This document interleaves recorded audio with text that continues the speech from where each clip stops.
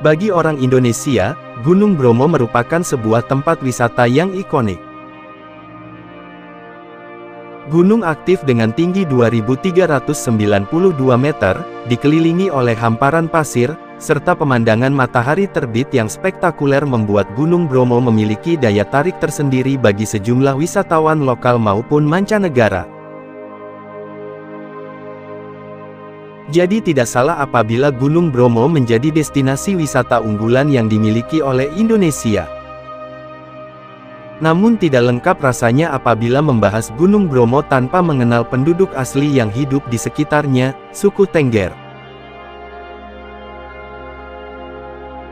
Berbeda dengan penduduk di Jawa Timur kebanyakan, suku Tengger memiliki kepercayaan, bahasa, serta kebudayaan yang unik dan kontras. Tradisi yang berkembang di kalangan suku Tengger berkaitan erat dengan Gunung Bromo. Bisa dikatakan, antara Gunung Bromo dengan suku Tengger memiliki sebuah ikatan mistis yang saling menghidupi satu sama lain. Terdapat beberapa pandangan yang menjelaskan tentang asal-usul dari nama Tengger. Pendapat pertama mengatakan bahwa istilah Tengger berarti pegunungan yang menjadi tempat tinggal mereka. Pandangan berikutnya menyatakan bahwa istilah Tengger berasal dari kalimat Tenggering Budi Luhur yang berarti budi pekerti yang luhur, menggambarkan watak suku Tengger yang seharusnya. Hingga pandangan terakhir mengatakan bahwa nama Tengger merupakan kata gabungan dari nama Roro Anteng dan Joko Seger, nama leluhur suku Tengger. Di dalam buku Robert W. Hefner yang berjudul Hindu Javanese, Tengger Tradition and Islam, yang menjelaskan bahwa orang-orang suku Tengger merupakan keturunan dari para pengungsi kerajaan Majapahit. Alkisah, pada abad ke-16, kerajaan Majapahit yang mulai melemah mengalami serangan dari kerajaan Islam yang dipimpin oleh Raden Patah. Menyelamatkan diri dari invasi, sebagian masyarakat Majapahit mengungsi menuju Pulau Bali. Sebagian lainnya memilih untuk menempati sebuah kawasan pegunungan di Jawa Timur, mengisolasi diri dari pengaruh luar. Orang-orang inilah yang kelak dinamakan sebagai suku Tengger. Di kalangan suku Tengger sendiri, berkembang sebuah legenda yang menceritakan tentang sejarah leluhur mereka. Adalah Roro Anteng, putri pembesar kerajaan Majapahit, dan Joko Seger yang merupakan putra dari seorang Brahmana. Roro Anteng dan Joko Seger kemudian menikah dan mereka turut menjadi pengungsi di pegunungan Tengger. Di sanalah kemudian mereka menjadi pemimpin dengan gelar Purbawisesa Mangkurat ing Tengger.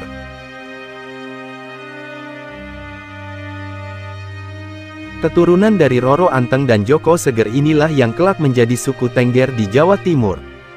Seperti yang telah dijelaskan sebelumnya, para leluhur suku Tengger mengungsi dan terisolasi di pegunungan Tengger. Kondisi mereka yang tidak tersentuh oleh peradaban luar selama bertahun-tahun itulah yang kemudian berdampak pada kondisi sosial suku Tengger. Berbeda dengan peradaban Jawa lainnya yang telah didominasi oleh ajaran Islam, suku Tengger masih mempertahankan kepercayaan para leluhurnya dari Majapahit.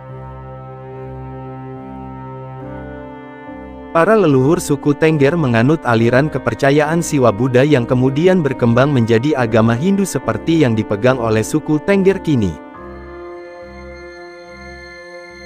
Soal bahasa pun juga demikian, suku Tengger memiliki dialek yang berbeda dengan bahasa Jawa yang berkembang di era modern. Mereka masih menggunakan dialek bahasa Kawi dan terdapat beberapa kosakata Jawa kuno yang sudah tidak lagi digunakan oleh penutur bahasa Jawa lainnya. Hal inilah yang menyebabkan orang-orang suku Jawa mengalami kesulitan dalam memahami bahasa Tengger. Tidak hanya itu, suku Tengger juga memiliki sistem penanggalan tersendiri di samping penanggalan Masehi. Mereka menggunakan sistem penanggalan tahun Saka yang mengadopsi dari sistem penanggalan Hindu. Karena itulah, sistem penanggalan suku Tengger mirip dengan penanggalan tradisional Jawa maupun Bali. Dalam satu tahun, terdapat 12 bulan. Nama-nama bulan tersebut antara lain Kasa, Karo, K3, Kapat, K5, K6, K7, K8, Kasanga, Kasadasa, Desta, dan Kasada. Dalam satu bulan terdapat 30 hari. Sistem penanggalan inilah yang berguna untuk menentukan pelaksanaan upacara-upacara adat suku Tengger. Selain unik, suku Tengger juga dikenal kaya akan tradisi dan serangkaian upacara-upacara adat. Salah satu upacara yang terkenal adalah Yatnya Kasada. Upacara ini dilaksanakan pada tanggal 14 bulan Kasada. Di dalam upacara Yatnya Kasada, masyarakat suku Tengger berdoa kepada Tuhan serta menyerahkan kurban berupa hewan ternak dan hasil tani seperti sayuran dan buah-buahan menuju kawah Gunung Bromo. Upacara tersebut bertujuan untuk memohon keselamatan dan berkah. Selain itu, Yatnya Kasada juga menjadi ajang peringatan bagi suku Tengger untuk mengenang pengorbanan Raden Kusuma, putra bungsu Roro Anteng dan Joko Seger. Menurut legenda setempat, Roro Anteng dan Joko Seger bertapa di Gunung Bromo memohon keturunan kepada Tuhan. Mereka juga berjanji akan mengorbankan anak bungsunya ke Gunung Bromo jika mereka dikaruniai keturunan. Doa mereka akhirnya dikabulkan dan mereka memiliki 25 anak. Namun Raden Kusuma sebagai putra bungsu tak kunjung dikorbankan. Hal inilah yang membuat Gunung Bromo murka hingga kerelaan Raden Kusuma untuk mengorbankan diri mampu meredakan amarah Gunung Bromo.